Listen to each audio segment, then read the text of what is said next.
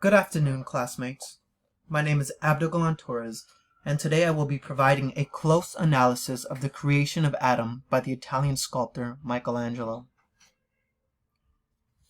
Born on March 6, 1475, Michelangelo lived during one of the Western world's greatest cultural revolutions. Belonging to what is known as the Renaissance, the Italian sculptor produced extraordinary paintings and frescoes that demonstrated his high level of technical competence and artistic imagination. Michelangelo was greatly influenced by the painters at nearby churches during his childhood schooling. Observing the young Michelangelo's curiosity for the art of painting, his father sent him to work at the workshop of painter Ghirlandaio to serve as his apprentice.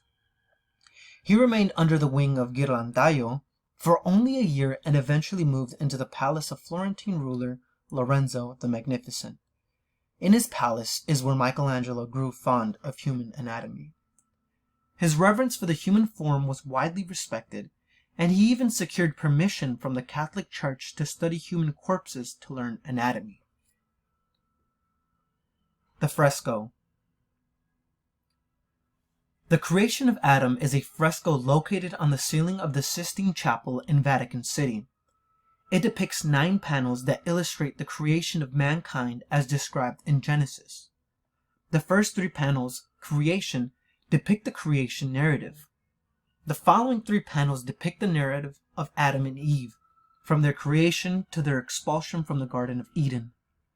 The final 3 panels depict the story of Noah, beginning from Noah's sacrifice to the great flood, and ending with Noah's drunkenness.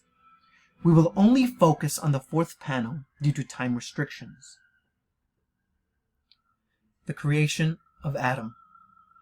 The most widely accepted interpretation of this panel is that it illustrates the moment that God gave Adam the strength of life.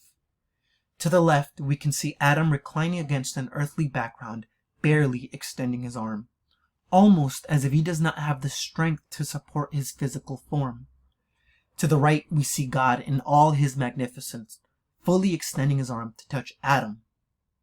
While the position of the 2 characters is mildly different, their similarities are quite obvious.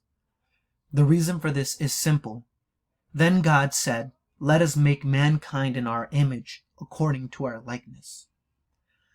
Both figures are created almost identically to demonstrate the creation of Adam in God's image.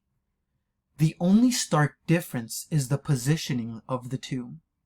God in this image is seen to be slightly elevated. This simply depicts the authoritative nature of God creating Adam, who is slightly lower than him. The second interpretation.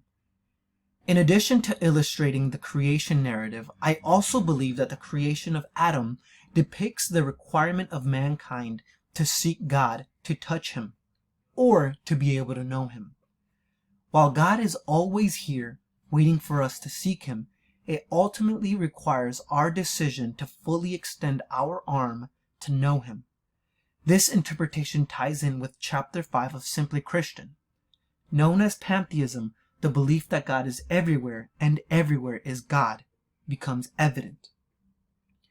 God is always in our presence, attempting for all mankind to know him and follow him, but only those who take the initiative to follow God will ever meet him and be in his presence. Thus, Adam's slouched figure represents the ignorance of mankind, and the idea of fully extending our arm to touch God represents our declaration of faith in Jesus Christ.